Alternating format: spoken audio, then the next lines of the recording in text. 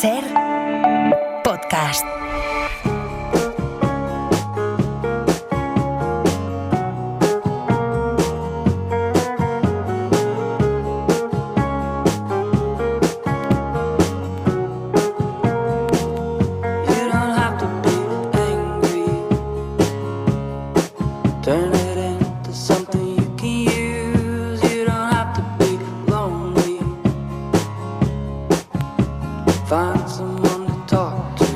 No sé cómo va a ser el ritmo de la temporada que empieza en septiembre, pero menudo verano hemos tenido, con una actualidad de infarto, decía yo en la entrada, ¿no? Porque llevamos 2 semanas después de la crisis migratoria en Ceuta y seguimos pendientes de las consecuencias y las polémicas derivadas de este asalto masivo a nuestra frontera. Hemos estado también pendientes de los terremotos en Granada, en otras zonas de España, y luego, cuando no se nos había pasado el susto, todavía se está gestionando la tragedia en Colombia, se produce otro movimiento sísmico en Perú. Si es que es un no parar.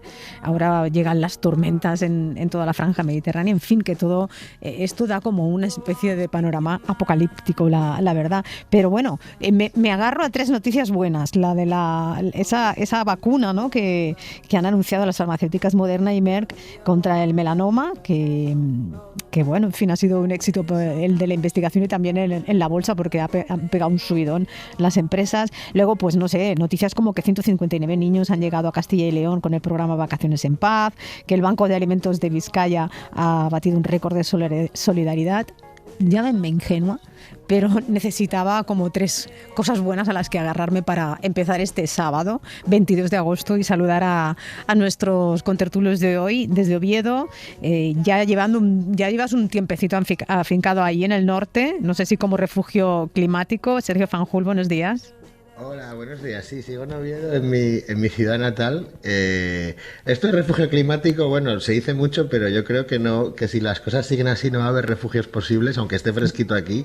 Pero bueno, se utiliza mucho lo de refugio climático y aquí estamos. Pero bueno, Sergio Fanjul es escritor, poeta, guionista, periodista en el País. Y también yo pensaba que me dijo que se iba a Menorca, pero lo que yo pensaba que serían unas vacaciones familiares típicas de 15 días, pero lleva todo el verano allí. José Mansilla, antropólogo urbano, profesor en la Universidad Autónoma de Barcelona. José, ¿qué tal? Hola, ¿qué tal? Buenos días. Sí, ya estoy empezando a ver que les está cambiando la cara. No sé si me quieren decir algo, pero vamos, yo hasta que no vea una expresión verbal al respecto, de aquí no me muevo. Tú no te das por aludido, ¿no? Yo no, yo paso. Aunque ya sabes que dice esto de que los invitados y el pescado a los 3 días empiezan a oler mal. Pues no sé si con 3 semanas o 4 la cosa ya va tan mal que ya ni se atreven a pronunciarse. Y desde Finlandia nos escucha la periodista escritora finlandesa afincada en Barcelona, encargada de narrar, de contar todo lo que ocurre en España y Latinoamérica para la radiodifusión finesa. Maya Salmi, buenos días. Buenos días, desde el frío, que hoy desperté a las 7 y había 13 grados, así que aquí se siente ya el otoño. Aquí también ha refrescado y quería precisamente hablar, ahora que decía Mansilla, esto de los visitantes, de los turistas y demás, quería hablarte de ese turismo del frío, ¿no? Con Sergio hablaba del refugio climático que puede ser pasar las vacaciones en el norte de España, en la cornisa cantábrica, aunque ya estamos viendo este año que también las temperaturas hayan subido mucho, pero tú, Maya, sí que notas que hay muchos españoles en Finlandia. Sí, definitivamente. He pasado aquí ahora casi un mes y ayer pasé, por ejemplo, por el mercado central de Helsinki y sentí casi como en la boquería de Barcelona, excepto que creo que escuché más español o incluso catalán, que no es muy difícil, obviamente entre otros idiomas, por supuesto. Y yo siempre suelo viajar a mi país en los meses de verano, sobre todo en agosto, y diría que nunca en los últimos 15 años he visto tantas turistas en Helsinki en esta época. Y bueno, tampoco no es solo mi percepción, que se nota también las estadísticas, que sobre todo los españoles es uno de los mercados europeos con mayor crecimiento para el turismo finlandés y este año se prevé aún más crecimiento. Claro, hasta ahora los viajes así un poco fresquitos solían ser el centro de Europa, quizá pues Irlanda, otros destinos que estamos viendo cómo están resecos por la sequía, ¿no? Esas fotos que nos están llegando, Sergio, de zonas con los grandes ríos centroeuropeos que con un caudal tan bajo que están sacando pues reliquias arqueológicas y otros restos. Sí, esto del veraneo en el fresquito y en el norte, en realidad no es tan raro, ¿no? Porque cuando se empezó a veranear en la costa y ir a la playa fue en realidad al norte, no tan al norte como Finlandia, que está como al norte del norte, pero sí en Biarritz, en San Sebastián, en Brighton, ¿no? Cuando hay un libro ahora que habla de esto, se llama Melón con jamón, de Enrique Rey, que habla de cómo... Lo hemos entrevistado en el programa. Es verdad, en el programa, sí. Y habla esto de cómo ha cambiado el verano. Y es verdad que lo asociamos al sol y playa, pero buscar el frío, el fresco, digamos, esto se hizo desde el principio y también parece que está asociado el turismo en el fresco como más a las clases más, digamos, más aristócratas y refinadas, ¿no? Porque eran los burgueses los que iban a la playa en esas playas del norte, y el turismo en el sur como más a lo más masivo y popular, ¿no? Las playas abarrotadas, ¿no? Los grandes resorts y eso, no sé, yo creo que puede cambiar, ¿no? Cuando vaya más gente hacia los lugares más norteños. En Asturias se nota mucho. En Oviedo, cuando yo era chaval, no había nadie, absolutamente nadie en agosto. Ahora hay mucha gente, en Gijón también, etcétera. Y a ver cómo se implementa esto. José. Sí, bueno, yo creo que es verdad que ahora la gente está diciendo esto de que el clima lo va a cambiar todo, y es verdad que el clima lo va a cambiar todo, pero creo que ayer o antes de ayer volvieron a salir los datos del INE sobre el número de turistas y volvemos a hacer récord. Y volvemos a hacer récord en los sitios donde todo el mundo va. Creo recordar que en Cataluña han subido casi un 5% el número de visitantes. Y entonces, bueno, ¿dónde está yendo la gente? Pues la gente está yendo donde siempre, pero aparentemente apuntan nuevas direcciones o nuevos sentires que buscan el fresco. Yo también recuerdo, seguramente Sergio, que tiene puesto los ojos y el oído sobre su tierra natal, se acordará que durante la pandemia se decía mucho esto de que la gente iba a salir iba a cambiar su pauta de realizar las vacaciones, la gente que podía, y se iba a ir al norte con más espacio, en contacto con la naturaleza, y después eso cayó muy rápidamente y volvimos a la línea de siempre. A la playa. Entonces, bueno, yo creo que hay que estar un poco atento a los datos y ver qué pasa, pero me extrañaría a mí que a corto plazo las cosas cambiaran muy rápidamente. Estamos hablando de Finlandia y el turismo del frío que nos comentaba Maya, y esta semana he leído en el Economista una noticia que hablaba de la caída en picado de la economía de Finlandia, de un país que ha pasado de abroncar al sur de Europa, de tener más paro, y ahora tienen ellos más paro que España y más deuda que casi que Portugal. ¿Qué pasa si el empollón, el perfecto de la clase, el repelente, empieza a sacar peores notas, Maya? ¿Qué está pasando en Finlandia? Que era el ejemplo de todos, o sea, siempre se ponía en Finlandia como ejemplo. Sí, totalmente. Bueno, lo que comentaste, que ahora ocupamos el primer puesto de Europa en lo que viene de paro, o sea, y la deuda pública sigue creciendo, y es algo que nosotros mismos criticábamos a España hace no tantos años, o sea que de cierta manera se puede decir que es una karma. Pero de todos modos, al mismo tiempo, seguimos siendo como el país más feliz del mundo, 9º año consecutivo. Uh-huh. O sea que, pero definitivamente ya se habla de Finlandia de otra manera en los medios también, aunque diría que tampoco la reputación no se ha caído tanto, pero sí, o sea, hemos tenido un gobierno que ha hecho recortes muy importantes cuando la economía está en recesión, y bueno, ahora estamos pagando la factura. Finlandia siempre era el lugar idílico, como aspiracional, ¿no? Como que todo funcionaba muy bien, el estado de bienestar formaba parte de esos países nórdicos, ¿no? En el que todos nos reflejábamos o queríamos encontrar espejo. Sí, totalmente, y en muchos aspectos Finlandia sigue siendo una referencia, pero sí que las cosas están cambiando, y claramente vemos lo que pasa cuando la política se hace cierta manera. Y también siento que hay una preocupación, siempre hemos estado muy preocupados lo que los demás piensan de nosotros y quizás cada vez más, por razones obvias también. Voy a cambiar de tema, un poco relacionado con lo que yo comentaba en la entrada.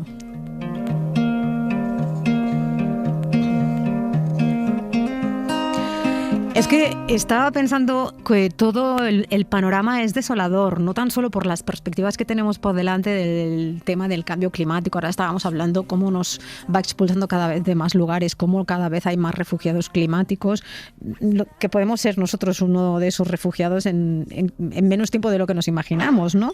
Estamos viendo las reacciones en Ceuta, no tan solo las políticas, que son quizá las que por desgracia esperábamos, sino también las de algunos inhumanos, ¿no?, que intentan explotarle el drama. Algunas declaraciones completamente fuera de tono, ¿no?, como esas que invitan a cazar, a pescar a estas personas que están intentando llegar a nuestro país. Y yo leí el fin de semana pasado, un artículo que firmabas, Sergio Fanjul, en El País, que decías algo así como que la reflexión ética no está de moda en un mundo despiadado. Si lo que se lleva es un mundo sin reflexión, no sé si nos hemos convertido en unos brutos, si estamos dejando que la inhumanidad y por tanto la crueldad, el odio se apodere de la escena, del lenguaje público. ¿A dónde nos lleva esto? Sí, la verdad es que se dice mucho, ¿no?, que estamos como en una época de crueldad, ¿no?, de realpolitik, de hombres fuertes con motosierras, ¿no? Y como que hay desesperanza y que ya todo da igual. También me acuerdo que en la cumbre de Davos, el primer ministro canadiense, Mike Carney creo que se llamaba, hablaba de que se habían acabado como ciertas ficciones, ¿no? Y la ficción del derecho internacional, que al final no se respetaba del todo, pero que era una ficción útil, ¿no? O incluso los derechos humanos, ¿no? Que son unos derechos que, bueno, no se suelen cumplir, pero hay como una ficción, ¿no?, que hay que respetar, ¿no? Y que esas ficciones también había caído. Yo en el artículo este que has mencionado, pues hablaba de que efectivamente esto no está de moda, pero que sí hay algunos pensadores que sí que están abogando por recuperar esa cosa de la reflexión ética, del ser buenos, ¿no? Y sin que suene naif, sin que suene como una cosa buenista, ¿no? Como se ha caricaturizado, ¿no?, el buenismo, ¿no? Querer ser buenos es como el buenismo, ¿no? Entonces, pues proponen diferentes cosas, ¿no? Como hacer un capitalismo más ético, como tener un comportamiento, unas aspiraciones morales dentro de tu trabajo, ¿no? No solo subir en el escalafón, sino también hacer el bien a tu alrededor, etcétera, ¿no? Y como cambiar el sistema desde dentro, ¿no? Entonces, bueno, como digo, no está de moda, pero sí que aparece gente que lo reivindica. Se ha perdido el pudor a manifestarse abiertamente fascista, xenófobo, racista, antifeminista. Se ha perdido la vergüenza o el pudor a mostrarse como malo, perverso, cruel.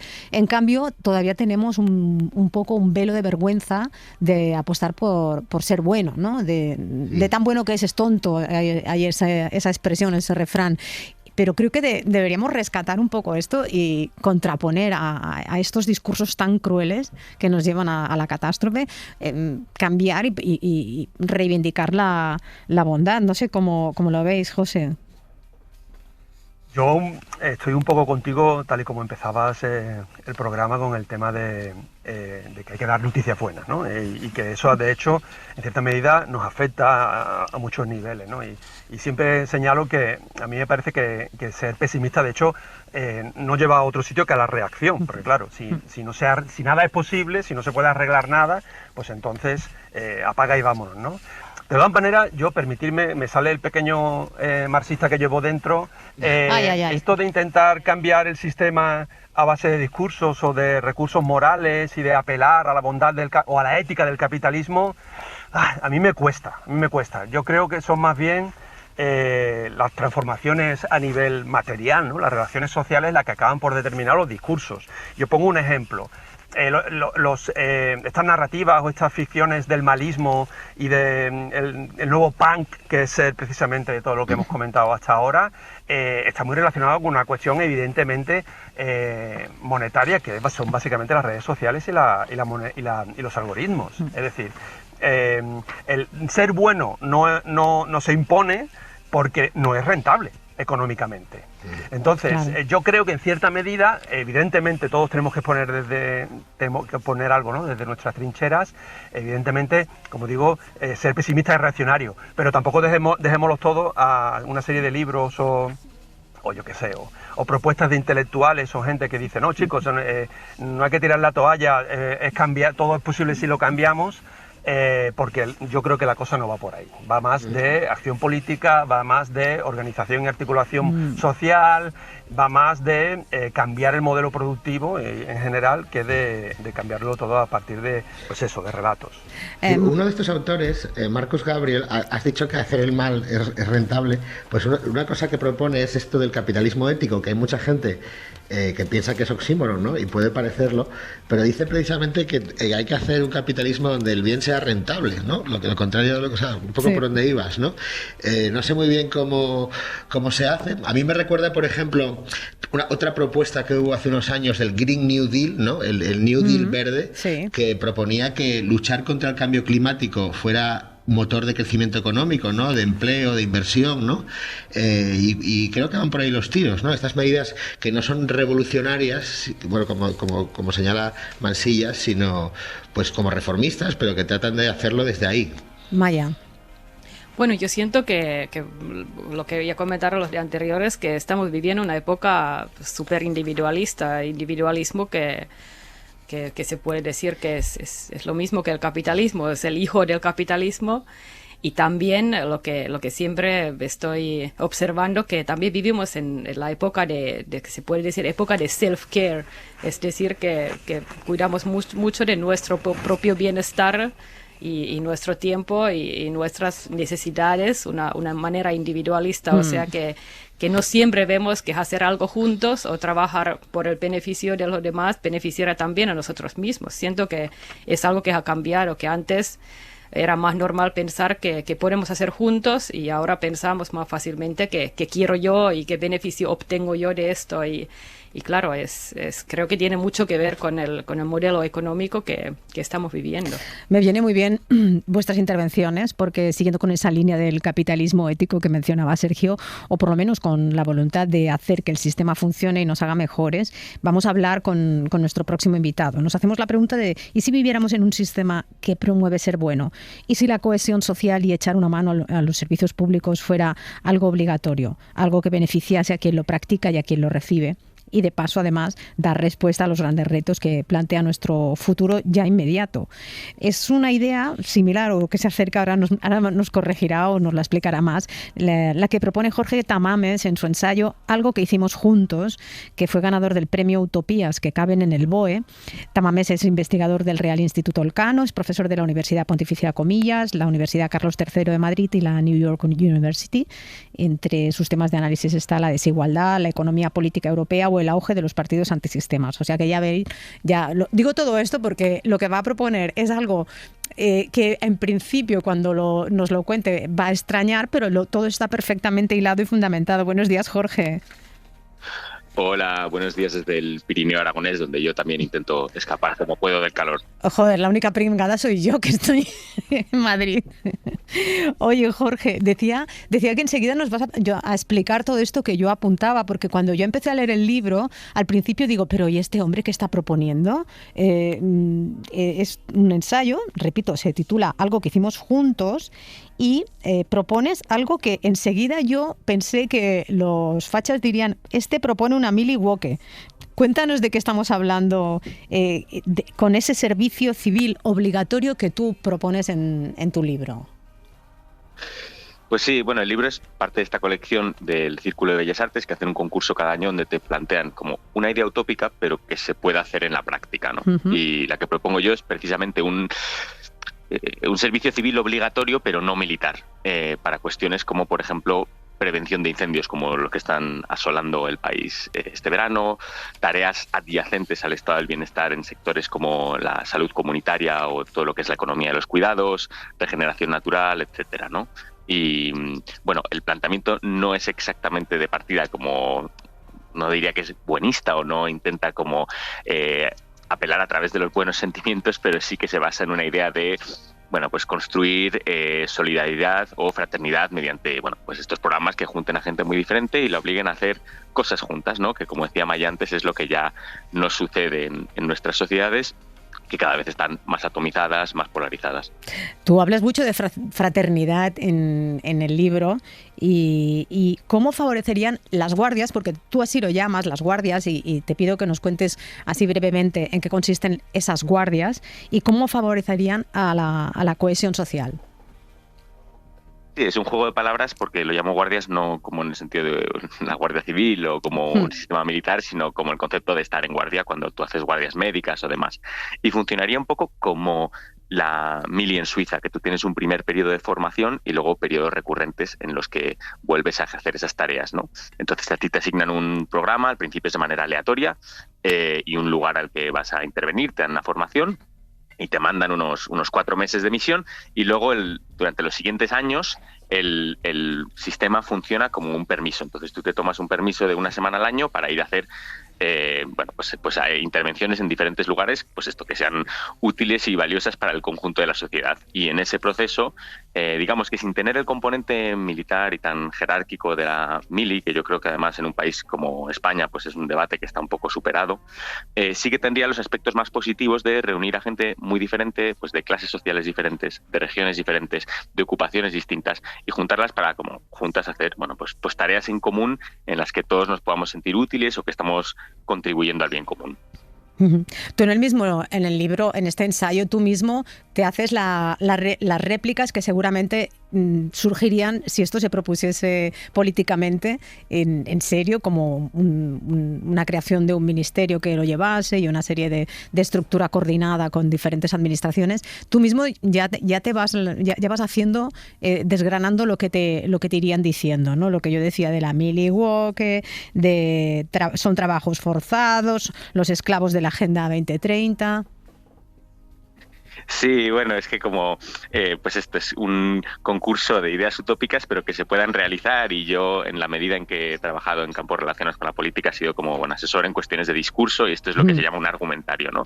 Si tú propones una idea, ¿qué sería lo que la gente pues criticaría o lo que no le gustaría, y cómo puedes desmontar esos argumentos? Entonces van desde, efectivamente, pues hay gente a la que no le puede gustar porque le recuerde a la mili, aunque no tenga ningún tipo de componente militar. Hay gente que le puede parecer, ¿no?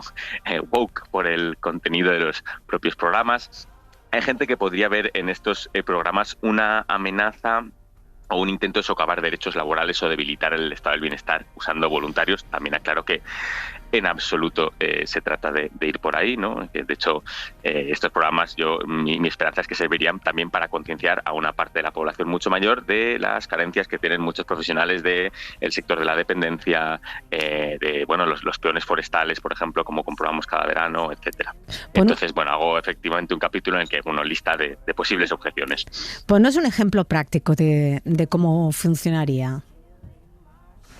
Vale, pues tú, digamos que en un primer periodo te tocaría un programa aleatorio, ¿no? Que podría ser de tipo climático, pues ir a desbrozar una sierra para prevenir incendios, ¿no? En la temporada previa a los incendios, que es lo que siempre se habla, que es cuando hay que trabajar. Esto no sería un trabajo de extinción propiamente dicho, que es muy técnico, sino de ir y desbrozar, establecer cortafuegos. Entonces a ti te asignarían un periodo de formación de un par de meses que te den unas herramientas básicas, y luego un primer periodo de misión en el que te mandan a un lugar aleatorio. Tú no sabes a dónde te van a enviar ni con qué gente. Estás en esos 4 meses, y eso es el periodo de formación que tienes entre los 18 y los 24 años. Luego el resto de tu vida tienes un equivalente a un permiso en que cada semana tienes que hacer algo, pero los permisos se pueden acumular, un poco como las vacaciones, hasta un mes. Y a medida que transcurren los años, mediante un sistema de puntos, el sistema va dejando de ser aleatorio a dónde te envían, y tú puedes ir eligiendo, pues me gustaría visitar este lugar y hacer tareas útiles en tal o cual sitio, de modo que a medida que van pasando los años, pues si tienes 50 o 60 años, sería algo más parecido a una especie de inserso en el que haces también cosas útiles, ¿no? Y visitas lugares que te apetecería conocer. O sea, que tiene un componente de trabajo y de hacer cosas útiles para el conjunto de la sociedad, pero también uno, digamos, lúdico, de conocer gente, visitar lugares que no conocías, tener experiencias diferentes a las que tienes habitualmente. Entonces también lo veo como una herramienta en la que, entre otras cosas, pues pasarlo bien sintiéndote al mismo tiempo útil. No sé si alguno de vosotros queréis preguntarle algo a Jorge Tamames. A mí hay una cosa que me ha gustado mucho, que es que Jorge cuenta cómo en estos equipos que se formarían, ¿no? Pues conviviría gente de todo tipo, ¿no? De todas partes del escalafón social, pero en pie de igualdad, ¿no? Como el consejero delegado trabajando al lado del parado o del becario, ¿no? De su empresa. Me ha recordado una anécdota que no sé si es verdad, pero que la he escuchado, que es que George Washington, el primer presidente de Estados Unidos, era masón y su jardinero también. Entonces, cuando en la vida normal, digamos, de civil, el jardinero hacía reverencia al presidente cada día, pero cuando iban a la logia masónica, el jardinero era el gran maestre y George Washington no. Entonces se invertían las tornas, ¿no? El jardinero era el superior al presidente de los Estados Unidos. Y esto me ha recordado un poco esta cosa que cuenta Jorge, ¿no? Que sería un poco así, ¿no? ¿Verdad? Sí, justamente, es que eso es lo que se persigue, ¿no? Es decir, no solo que hagan cosas útiles estos programas, sino que construyan pues como una ética igualitaria de, bueno, pues claro, a lo mejor una persona que es trabajadora social, que hace un trabajo indispensable en nuestra sociedad, pero muy mal remunerado durante esos programas, pues resulta que tiene mucha más agencia y es mucho más importante su contribución que la de un directivo de una multinacional, ¿no? O simplemente por el hecho de que se trabaje en pie de igualdad, creas una inversión de las jerarquías sociales que a mí me parece muy sana, ¿no?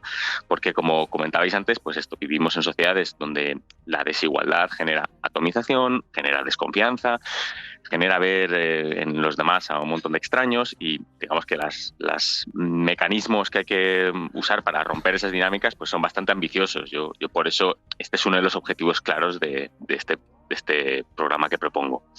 Además evitaría polarizaciones y comentarios de estos de barra de bar que ahora casi se han convertido en comentarios mainstream, ¿no? En algunos medios de comunicación, ¿no? Esto de opinar de incendios y luego opinar sobre las políticas migratorias.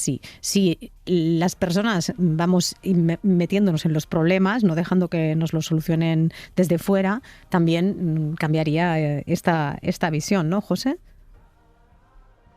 Sí, yo... Sí, justamente... perdón, pero que decís José, disculpad. Perdona, no. No, porque pensaba que habéis dicho Jorge, perdonadme. No, José y luego Jorge, venga. Vale. No, yo simplemente recordaba cuando echaba un ojo al libro de Jorge. Yo, al igual que Santiago Abascal, y espero ser la única cosa que comparto con él, tampoco he hecho la mili. Estaba previsto que hiciera el servicio social sustitutorio y al final no lo hice porque hubo una especie como de amnistía por el gobierno del PP, etcétera, ¿no? Pero pues sí que al leer el libro de Jorge me he acordado de lo mal que lo pasé cuando sabía que después de estudiar, del esfuerzo que habíamos hecho, digamos, a nivel familiar para incorporarme al mercado laboral en una serie de condiciones, etcétera, tenía que esperar, entonces eran 13 meses, para poder dar el salto a la vida adulta, ¿no? A la vida del mercado laboral, a la vida de buscar trabajo, de conseguir ingresos, etcétera. Y no sé si Jorge en este sentido tiene una opinión o dentro de ese argumentario que él ha señalado sobre cómo vencer esos miedos, ¿no? De que la gente pues piense que a partir de los 18 años ve llegar que hay 4 meses en los que no va a poder disponer de su propia persona para, por ejemplo, incorporarse al mercado laboral y ayudar a sus familias. Sí, bueno, es una de las cosas que contemplo efectivamente. Entonces yo, por simplemente decir que, por aclarar o enfatizar que a lo que se parece con la mili es que es obligatorio y es universal, ¿no? Bueno, para los dos géneros en este caso, pero ahí es un poco donde terminan las similitudes, ¿no? Aquí la cuestión es que esos 13 meses que mencionabas, José, en este caso serían 4 meses porque habría 2 meses de formación que son compaginables con tu vida habitual porque son cerca de tu casa y luego 4 meses en los que te envían a un lugar específico, ¿no? Y que también se daría flexibilidad entre los 16, 18, digamos, con consentimiento paterno hasta los 24 para hacerlos cuando te vengan a ti mejor y tener algo de flexibilidad. Entonces sería un sistema menos rígido en ese sentido. Después también pienso que serían las habilidades que impartirían estos programas más útiles para el día a día en la vida, en el desempeño laboral, que simplemente la instrucción militar, ¿no? Que es una cosa que se quedaba ahí, que luego tampoco tenía muchas veces una correspondencia con cosas que te puedan ser útiles en tu vida personal o laboral. Oye, ¿qué papel tendrían aquí las instituciones? Porque también eso, en este trabajo así como utópico, también aterrizas este proyecto, ¿cómo podría llevarse a cabo? Claro, es que en un país que tiene una estructura, bueno, relativamente descentralizada como es España, tú no puedes como montar un ministerio de estas cosas y hacer un orden y mando, ¿no? Y entonces está bien aprovechar la mayor capilaridad que tiene pues la administración autonómica y sobre todo municipal para hacer, digamos, un sistema como de abajo arriba, ¿no? Entonces, como yo lo que contemplo no es muy diferente a los programas Next Generation, por poner un ejemplo cercano, ¿no? En los que la Unión Europea identificaba ejes de trabajo, los Estados miembros proponen un plan de acción y si encaja con esos criterios se provee financiación. En este caso serían los, digamos, ayuntamientos o gobiernos autonómicos los que identifican áreas de intervención que son de interés, ¿no? Que se ajustan a los parámetros de estos programas y desde la administración central, bueno, financiación relativa, pero sobre todo se proveería, bueno, pues la capacidad de, bueno, pues de integrantes de mandar a personas que cumplan estos programas. Maya, no sé si quieres preguntarle algo o comentar algo del libro.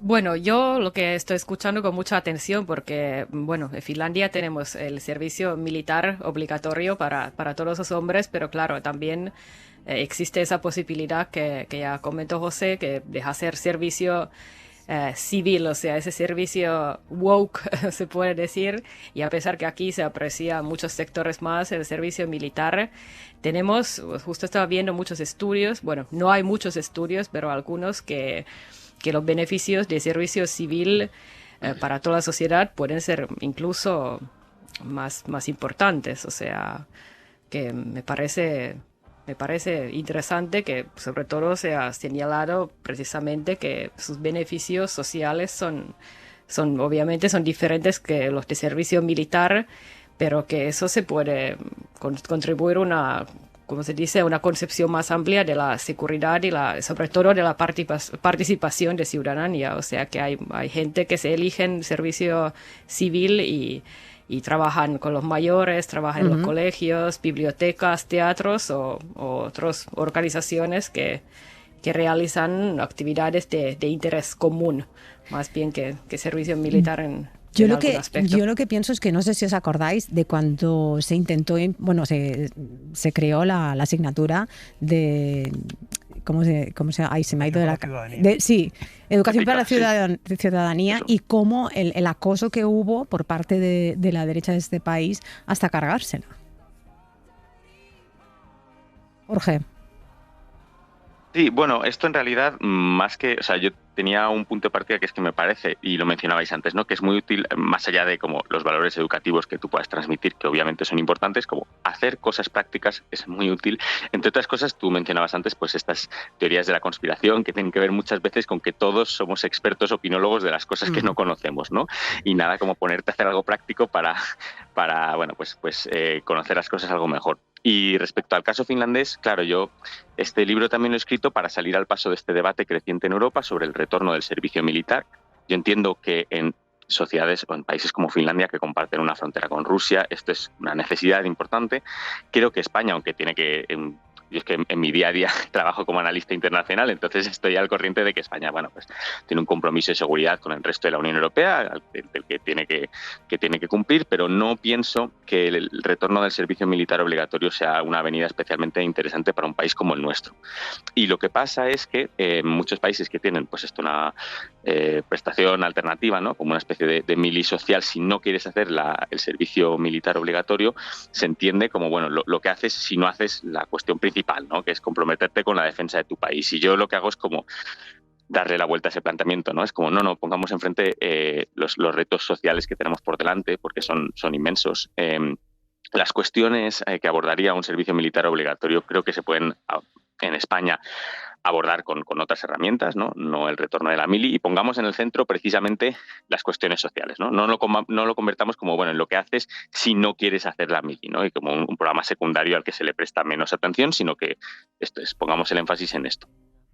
Jorge, tú en el libro mencionas que eres de esa generación que experimentó una desilusión considerable con la política como instrumento de cambio, eres de la generación del 15M y y dices que es una relación difícil con la esperanza, cuando has vivido eso en tu juventud e implicándote y hasta las cachas en proyectos que iban a romper, que rompieron de hecho el bipartidismo, que iba a suponer un cambio casi de sistema o por lo menos lo propugnaba. Y dices una frase que se me ha quedado grabada, que dice: nadie puede vivir sin esperanza, pero cultivarla y perderla es muy doloroso. Eso es lo que está pasando ahora con los jóvenes que vieron o que les han contado o que vivieron, aunque sea de rasquis, ese momento y ahora y han visto lo que ha pasado después. Sí, justamente. Bueno, es que además yo ya no soy tan joven, porque yo nací a finales del 89, que aún estaba en pie el muro de Berlín. Y entonces los que han venido después, pues solo han tenido más disgustos, ¿no? Como un presente de crisis, de una concatenación de una crisis, una emergencia, un desastre. Y creo que esto es terrible, ¿no? Pero sobre todo creo que también es dolorosa esta sensación de como querer hacer cosas o tener como, pues ideales o compromisos cívicos y tener la sensación de que la sociedad está tan polarizada, tan dividida, que no te devuelve nada de vuelta, ¿no? Como que no tienes unos interlocutores, no ya como en los representantes políticos, sino a nivel de pues la sociedad en la que vives, ¿no? De no saber si cuestiones como fundamentales del futuro, pues la sociedad en la que vives se las toma en serio o no. Creo que esto es como una sensación muy extendida y que causa mucho malestar, tal vez más a los jóvenes, pero no solo. Y bueno, pues sí, es verdad que esta medida que propongo es un poco una navaja suiza, porque también esto, pues, digamos que tener una sociedad con más cohesión, más vertebrada, más concienciada con este tipo de retos y que interviene activamente todo el mundo para paliarlos, pues contribuiría, creo, humildemente, o a lo mejor nada humildemente, pero que creo que contribuiría pues a abordar este problema. Es que fijaos, estamos aceptando un mundo en el que domina el odio y la desigualdad más extrema, con unos tecnócratas, unos tecnocapitalistas que acumulan cada vez más y más riqueza, más y más poder. En cambio, nos cuesta creer en una sociedad que promueva la empatía. Y yo, la primera, porque ya te digo, Jorge, que cuando empecé a leer tu libro pensé, wow, ¿qué es esto? qué flipado, ¿no? Y luego realmente te atrapa la lectura y lo que propones tiene muchísimo sentido. Bueno, te agradezco esa apreciación tan generosa. Yo confieso que no intento como argumentar esto desde la empatía o desde la bondad personal, porque, pues quien la tenga, fantástico, ¿no? Pero me parece que también este tipo de cosas, la empatía, la solidaridad, lo explicaba antes José, ¿no? Se construyen y hace falta tener las instituciones que generen este tipo de sentimientos. Tú no puedes simplemente fiar pues el futuro de cuestiones muy importantes a que la gente sea buena o apelarlas moralmente. Entonces yo también concibo estos programas como una forma de construir una sociedad más fraterna y de sostener estos valores, que son valores que ya digo, no son simplemente una cuestión de que la gente lea los libros correctos o tenga los buenos sentimientos que nos gustaría que todos tuviéramos. La pregunta del millón de dólares, ¿qué le pone el cascabel al gato? Porque está muy bien todos proponer ideas como estas, de fomentar, construir entre todos un futuro mejor y afrontar los retos que plantea el futuro en comunidad, pero viendo cómo están las cosas y cómo está la izquierda, que a lo mejor es quien tendría que estar haciendo estas propuestas, eso es casi, sí que es una utopía, o parece una utopía ahora, Jorge. Bueno, es complicado, ciertamente, porque es verdad que vivimos en una sociedad en la que, como la propuesta más anodina, se convierte en un objeto de debate atroz, ¿no? Yo me acuerdo cuando se propuso en unas elecciones municipales en Madrid el modelo de la ciudad de 15 minutos, que es una cosa casi hasta como banal, ¿no? De tener cerca tu farmacia, tu escuela y demás, y había gente que lo comparaba pues con el gueto de Varsovia, ¿no? Entonces, siendo eso así, a mí una cosa que me gusta de esta propuesta es que tiene un elemento un poco transversal, porque es verdad que los programas, pues son más bien progresistas en su contenido, pero también este sistema sirve un poco para, pues para hacer país, para dotar de cohesión social a un país como España, ¿no? Eso, como hay gente que es conservadora y le puede apelar. Y de hecho a mí es una cosa que me gusta este libro, que se lo lee gente pues que a lo mejor no es de izquierdas o que tiene una sensibilidad conservadora y le gusta. Entonces yo creo que la propuesta en sí puede ser una propuesta transversal, al margen de que vivamos en un país que, pues ya sabemos que cada vez que una cosa entra al ruedo político, la división es clara y como muy enconada. Pues Jorge, Sergio, dime, para cerrar, sí. Se me había ocurrido mientras hablaba Jorge, que hablaba de que el contenido de estos programas era progresista, pero no sé si se podría darle la vuelta a la tortilla y hacer lo contrario, ¿no? Y poner a la gente de estos programas pues a perseguir migrantes en patrullas y demás, ¿no? Esto tiene un lado oscuro. A ver, bueno, Yo también lo pensé. Claro, esto es una de las objeciones que me han llegado a hacer y la verdad es que a lo mejor la tenía que haber puesto en el libro, pero esto es, claro, un poco se escapa a mis manos. Los ensayos estos son de unas 20.000 palabras y tampoco me podía enrollar en exceso. Yo lo que diría es lo siguiente. Ese tipo de objeción tú la puedes hacer de muchísimas cosas que en nuestra sociedad son positivas, ¿no? O sea, tú ahora mismo, si no existiera la salud pública, la sanidad pública, podrías decir, bueno, ¿y entonces qué pasa si luego llega alguien y quiere hacer demagogia con esto y que, ¿no?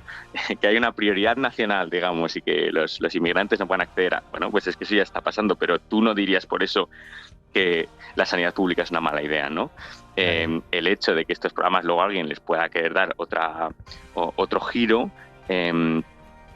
No quita, no obsta para que los programas en sí sean deseables. Esto es una cuestión de que efectivamente lo que no hace este programa es resolver todos los problemas políticos de aquí al futuro, ¿no? Entonces, bueno, eso sería una cuestión pues que habría que pelearla políticamente como cualquier otra, ¿no? Pero en el fondo esa objeción, que ya digo, me parece importante, pero es que la puedes hacer a casi cualquier servicio público que en nuestra sociedad cumpla un papel positivo. Además, recordamos que esto es un libro, es un ensayo, algo que hicimos juntos, que ganó el premio Utopías que caben en el BOE. Es un ensayo que plantea una utopía prácticamente, pero bueno, que pone ideas que igual se pueden aterrizar de otra manera o son líneas en las que trabajar para desencallar algunos problemas que tenemos sobre la mesa. Jorge Tamames, investigador del Real Instituto Elcano, autor de este libro, de algo que hicimos juntos, ideas en positivo, frescas, que se agradecen en estos tiempos que nos pintan tan oscuros y tan duros. Muchísimas gracias por estar esta mañana en el programa. Muchas gracias, ha sido un placer. Y José Mansilla, Maya Salmi, Sergio Fanjul, oye, ya está, la semana que viene ya a recogerse, ¿no? Para casa. Se acabó. Ya se Yo acabó. tengo que decir que todavía me queda aquí un tiempecillo, ¿eh? A mí también. ¿Sí? Ostras, pero madre mía. Bueno, oye, que os espero la semana que viene, que es el último ya programa de verano. Venga, un besito, chao.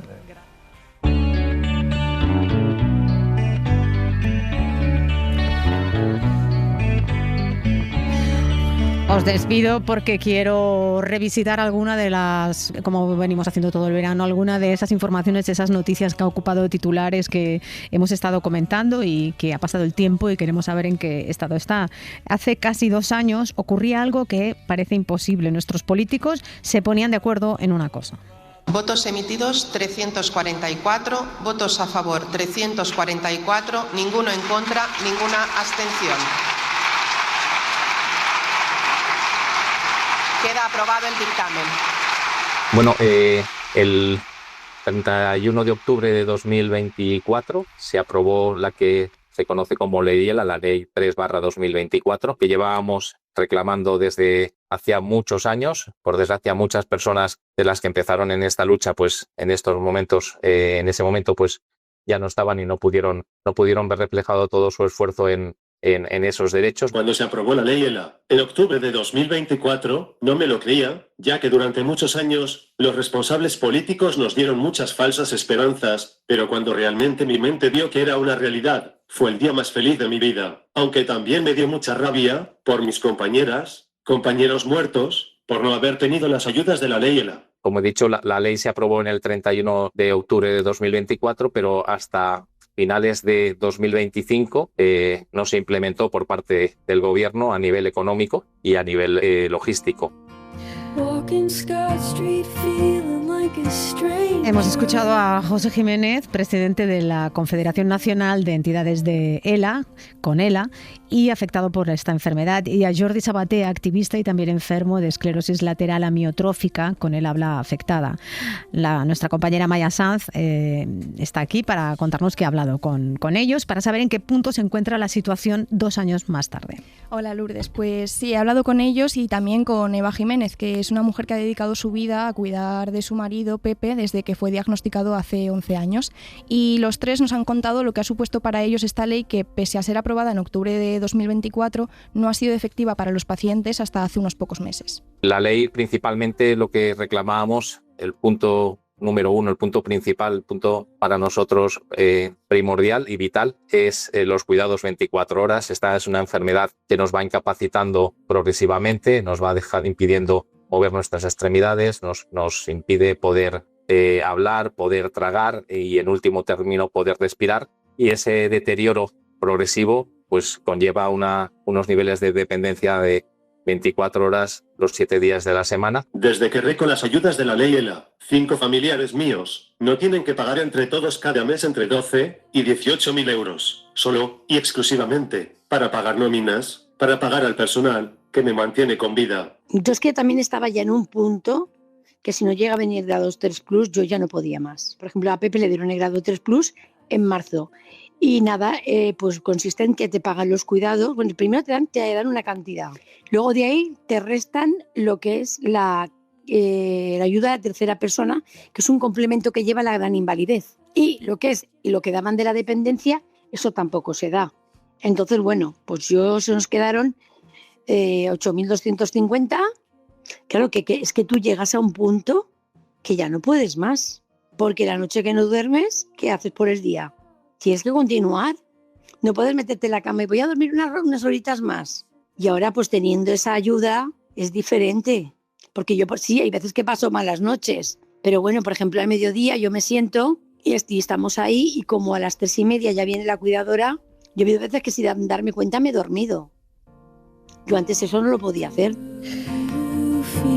Qué testimonios, sí. No nos hacemos a la idea realmente de lo que supone cuidar a un gran dependiente. Uno podría pensar que todo es positivo, pero la realidad es que hay muchas cosas que todavía faltan. De hecho, existe una desigualdad dependiendo de la comunidad autónoma de la que sea el enfermo, ¿verdad, Amaya? Sí, justo. Y en este caso hemos hablado con una persona de Cataluña, que es Jordi, y 2 de la Comunidad Valenciana, donde las ayudas ya son efectivas, aunque siguen sin ser suficientes. Pero existen otros lugares en España, como Castilla-La Mancha, Navarra o Andalucía, donde las asociaciones, los pacientes y los familiares se quejan de que las ayudas todavía no llegan a quienes las necesitan. Yo ya recibo las ayudas de la ley ELA desde el 29 de abril de este año, pero dicha ley no me busca personal, ni cubre formación, ni te busca personal de sustitución por baja. En mi caso, sí, que cubre gran parte de mis necesidades vitales, pero no cubre todo el dinero mensual de las nóminas de mis cuidadores, y eso, que vivo en Cataluña, que dan más dinero que el resto de comunidades autónomas, cosa que veo fatal. Todas las personas enfermas en España deberíamos tener las mismas ayudas. Si hoy por hoy solicitamos unos cuidados 24 horas en España para una persona enferma de ELA, a través del servicio de ayuda a domicilio, por ejemplo, o de la asistencia personal, el coste real de esas 24 horas va desde los 14 hasta los 18.000 euros. Esto quiere decir que con 9.850 euros no se está llegando a cubrir el servicio y a cubrir la obligación que reconoce y el derecho que reconoce la ley, que son los cuidados 24 horas, con lo que las familias ya están haciendo y continúan haciendo un sobreesfuerzo para que esas 24 horas sean efectivas y sean reales. Con la ley grado 3 Plus no llegan a garantizar las 24 horas. Yo, por ejemplo, mi marido me tiene a mí, me tiene a mis 2 hijos, que aún a malas agotamos los 8.250 y nos podemos apañar medianamente bien. Pero claro, hay personas que están solteras, divorciadas, gente mayor, muchas personas que no tienen esa suerte y necesitan 24 horas y son de 15 a 16.000 euros al mes. Eso no está garantizado. Y nosotros insistimos continuamente en que esto no es una ayuda social, esto es una ayuda sanitaria. Nosotros somos enfermos que estamos ingresados en nuestros domicilios, trasladados a nuestros domicilios, y como tal se debe considerar esos cuidados y se debe eliminar los copagos. Está muy bien repasar cómo está la situación y las cosas que todavía quedan pendientes. Amaya Sanz, muchísimas gracias por recordarlo. Gracias.